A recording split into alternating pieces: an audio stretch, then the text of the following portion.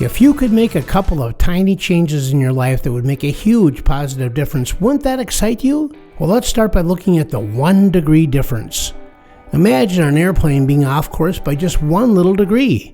For every 50 miles that plane flies, it will be 1 full mile off course. If you flew from New York to Hawaii and you were off course by just 1 degree, you would miss the island by 100 miles.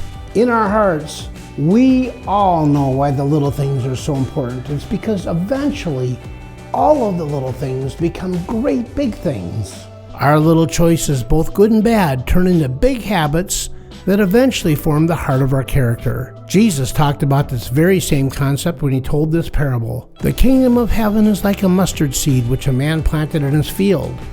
Though it is the smallest of all the seeds, it grows to become a giant tree. So, how do we harness the power of the little things? The easiest way is to choose 1 little thing that you can do right now that will make a positive difference in your life or someone else's life.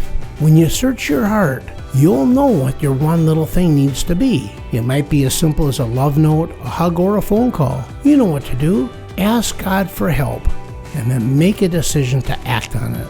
When you improve 1 little thing at a time, it will make a great big difference for you.